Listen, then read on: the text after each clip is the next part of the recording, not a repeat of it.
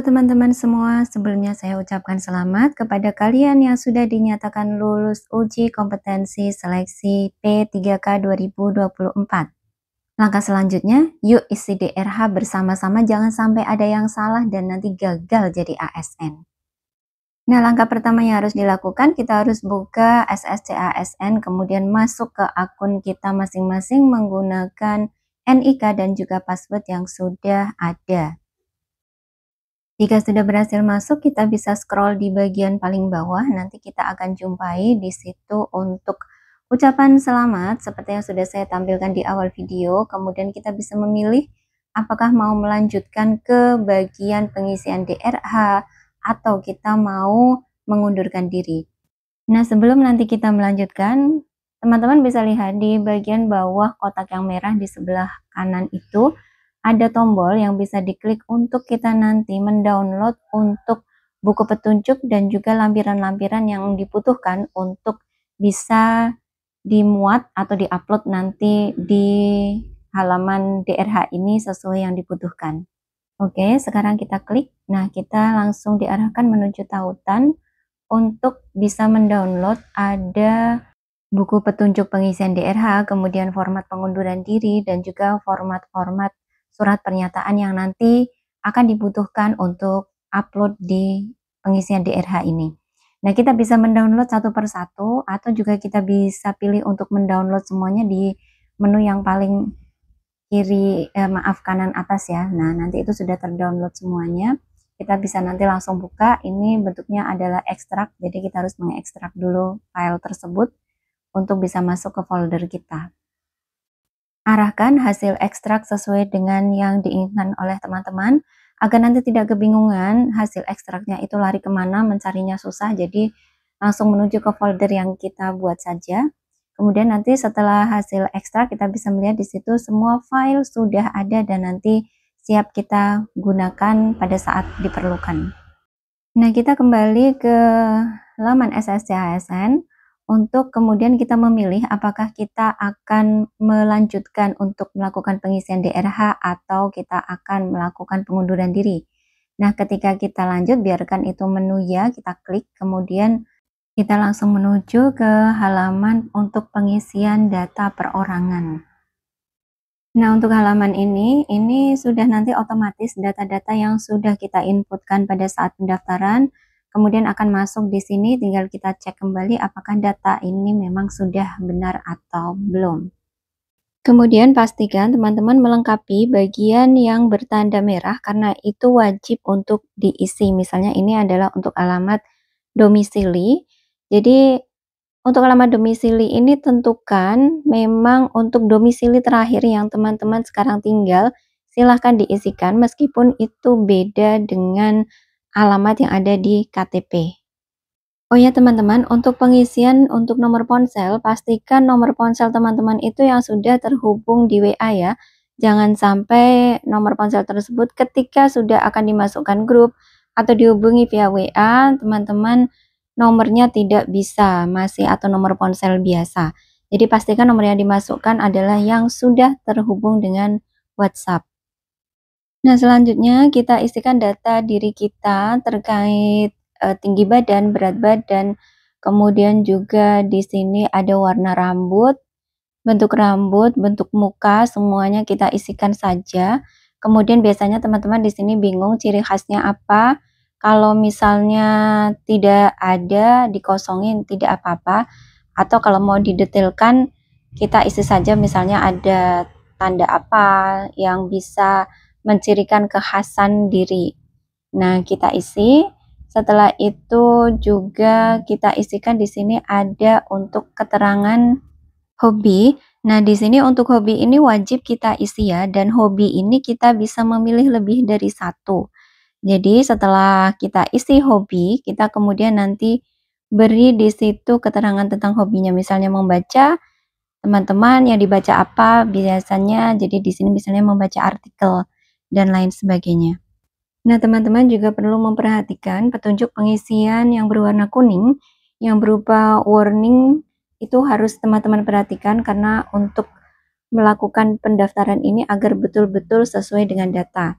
Contohnya di sini untuk nomor 1 dijelaskan bahwa pengisian data ini harus dilakukan dengan betul-betul teliti karena ini nanti yang akan dijadikan sebagai data untuk pengisian NIP yang tidak bisa dirubah lagi ketika kita sudah klik resume. Kemudian yang ketiga, teman-teman juga diwajibkan untuk mengisi gelar depan, gelar belakang. Kemudian bila tidak memiliki, maka dikosongkan saja. Dan juga gelar ini berupa singkatan, tidak perlu diperpanjang. Misalnya sarjana komputer terus ditulis sebagai sarjana komputer, singkatan saja yang memang itu ada di gelar kita masing-masing. Yang berikutnya adalah alamat domisili, adalah alamat tempat tinggal saat ini. Jadi teman-teman tidak perlu lagi bertanya, saya dulunya tinggalnya waktu pendaftaran di tempat lain, kemudian sekarang tempatnya berubah, silakan diisi untuk domisili yang saat ini saja. Nah, pada saat pengisian alamat domisili, ketika kita memilih untuk alamat, setelah kita pilih kecamatan ada, kelurahan ternyata pas kita klik tidak ada, maka kita cukup pilih lainnya, kemudian dituliskan manual di bawahnya. Nanti saya akan perlihatkan. Jika sudah, kemudian kita nanti isikan CAPTCHA untuk bisa kita lanjut ke bagian yang berikutnya. Nah, setelah pengisian data personal, kita akan lanjut untuk pengisian daftar riwayat pendidikan dan juga kursus. Nah, untuk riwayat pendidikan ini juga sudah diinputkan dari pada saat kita melakukan pendaftaran. Ketika kita sudah menginput, maka dia akan muncul otomatis di menu data riwayat pendidikan. Namun di sini teman-teman bisa mengubahnya, misalnya untuk kemarin pada saat melakukan pendaftaran teman-teman menuliskannya salah, kemudian nanti bisa juga untuk dirubah di sini. Dan satu hal yang penting lagi, bahwa ketika kita tidak tahu apakah akreditasi sekolah kita pada saat kita sekolah dulu A, B, C atau tidak terakreditasi, kita bisa mengkosongkan untuk pemilihan akreditasi. Jadi tidak usah diisi akreditasinya, itu boleh.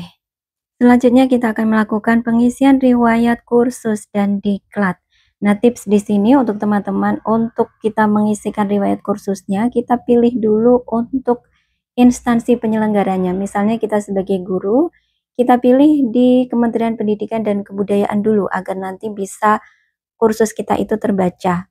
Nah, di sini kemudian kita ketikkan saja diklat atau kursus yang biasanya kita lakukan, misalnya sebagai guru, kita ketik guru, nanti akan muncul diklat fungsional guru, atau mungkin ada kelompok kerja guru bagi yang mengikuti KKG, dan juga yang lain-lain ya. Kalau ini saya pilih diklat fungsional guru.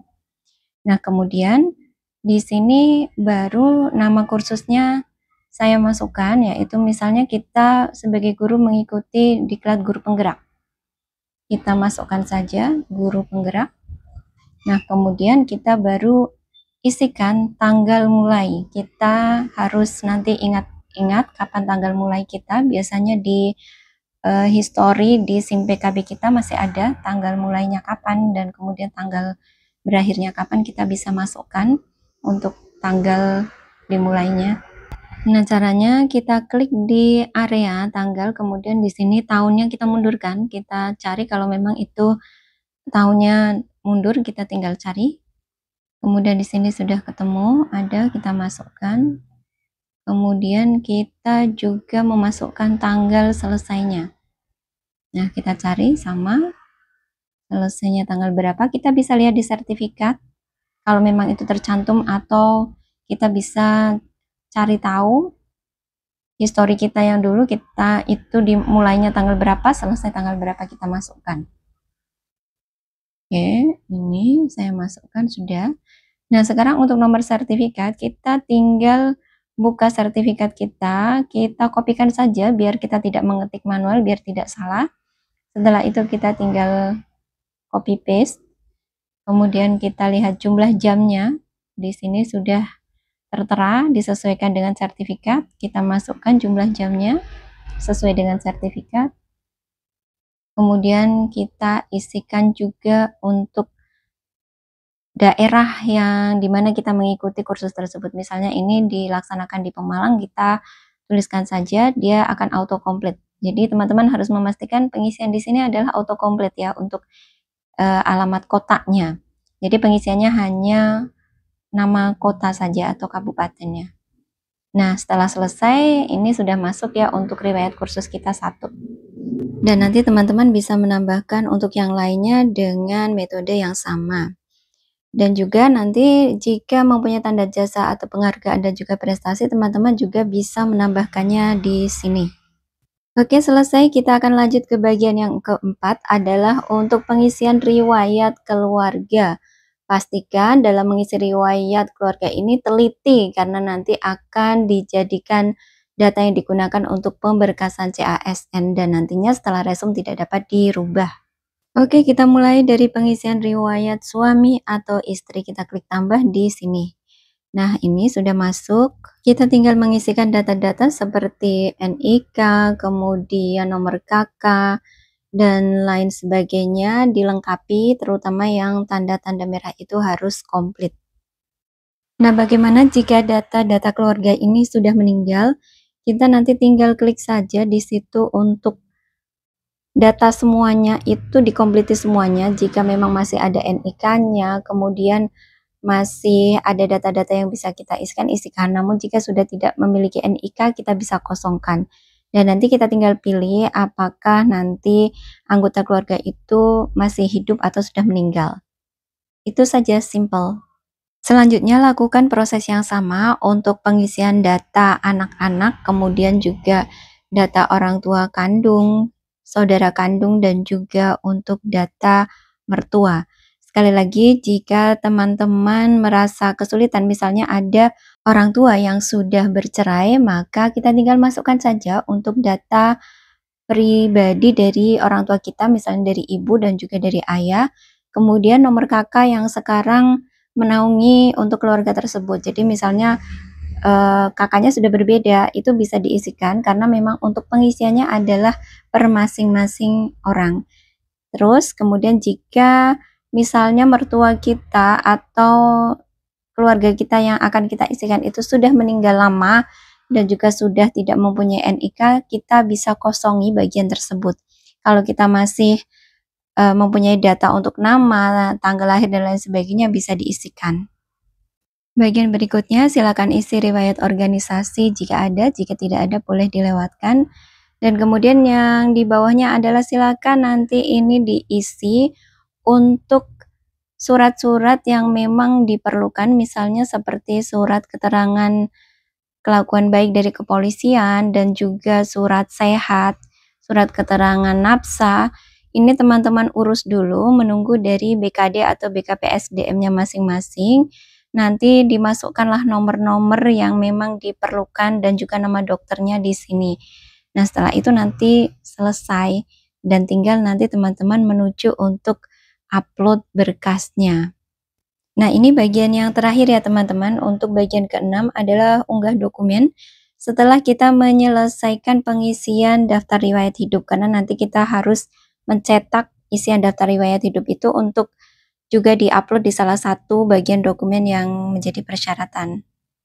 Ini adalah dokumen-dokumen yang diperlukan yang nanti akan teman-teman scan, diupload untuk pelengkap persyaratan pengisian daftar riwayat hidup ini. Yang pertama, kita harus mengupload file scan surat pernyataan 5 poin sesuai dengan peraturan BKN nomor 14 tahun 2018 untuk CPNS atau peraturan BKN nomor 1 tahun 2019 untuk P3K. Nanti kita upload ini seperti yang sudah kita buat pada saat pelamaran. Dan yang kedua adalah file scan surat keterangan catatan kepolisian atau SKCK yang masih berlaku sampai 3 bulan ke depan. Jadi kalau yang sudah membuat jauh-jauh hari, pastikan sampai 3 bulan ke depan itu masih berlaku. Yang ketiga adalah scan daftar riwayat hidup yang diisi dan diunduh dari pengisian DRH. Nah, jadi yang tadi kita download, nanti kita akan upload di bagian sini. Berikutnya kita juga akan upload surat keterangan tidak mengkonsumsi atau menggunakan narkoba yang tadi nomor-nomornya sudah kita masukkan di menu sebelumnya. Dan juga ada file surat keterangan sehat jasmani dan rohani. Dan yang terakhir adalah surat lamaran CASN yang ditujukan kepada instansi yang kita lamar. Sistem akan menampilkan surat lamaran pada awal pendaftaran jika ada. Nanti berarti kita tinggal download atau dipersiapkan dulu barangkali menu downloadnya tidak ada, kita sudah mempersiapkan surat lamaran yang sudah kita buat sebelumnya. Nah, teman-teman, itu tadi cara pengisian untuk daftar riwayat hidup secara komplitnya. Nanti teman-teman juga ada untuk mengunduh, kemudian mengisi secara manual dan menandatanganinya dengan ballpoint tinta berwarna hitam. Nah, teman-teman, semoga dalam pengisian daftar riwayat hidup ini teman-teman semuanya dilancarkan dan semuanya lolos menjadi ASN. Jangan lupa untuk share video ini sebanyak-banyaknya dan juga subscribe. Salam pejuang ASN.